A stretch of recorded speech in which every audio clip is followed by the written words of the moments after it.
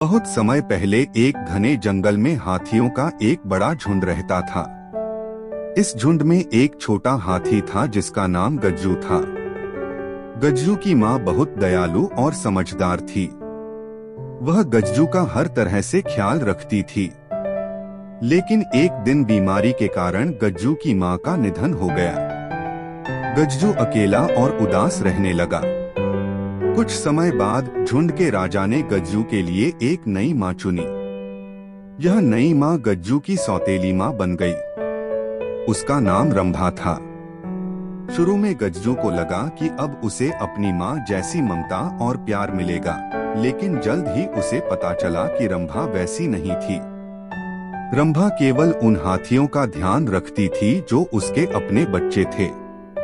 वह गज्जू को नजरअंदाज करती और उसके साथ सख्त व्यवहार करती। जब भोजन की बात आती तो रंभा अपने बच्चों को पहले खिलाती और गज्जू को अक्सर भूखा छोड़ देती। वह झुंड में भी गज्जू को नीचा दिखाने की कोशिश करती। गज्जू यह सब चुपचाप सहता रहा। उसने कभी रंभा के खिलाफ कुछ नहीं कहा। लेकिन एक दिन जंगल में एक बड़ा संकट आ गया। सूखे के कारण पानी के सारे स्रोत सूख गए। पूरा झुंड प्यास से परेशान था। राजा ने सबको पास के नदी की ओर जाने का आदेश दिया, लेकिन रास्ता बहुत कठिन और खतरनाक था। जब सब हाथी नदी की ओर जा रहे थे, गज्जू ने देखा कि रंभा का एक बच्चा रास्ते में गड्ढे में गिर गया है। बाकी हाथी आगे बढ़ चुके थे और रंभा अपने बच्चे को बचाने की कोशिश कर रही थी। गज्जू ने बिना समय गंवाए गड्ढे में छलांग लगाई और रंभा के बच्चे को बाहर निकालने में मदद की। रंभा यह देखकर हैरान रह गई। उस दिन रंभा को अपनी गलती का एहसास हुआ।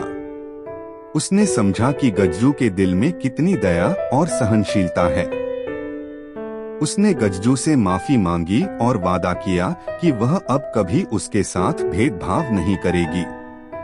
इसके बाद रंभा ने गज्जू को अपने बेटे की तरह प्यार करना शुरू कर दिया। गज्जू भी उसे अपनी माँ की तरह मानने लगा।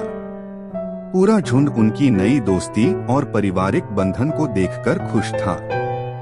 यह कहानी हमें सिखाती है कि दया और सहनशीलता हर कठिनाई को पार कर सकती है।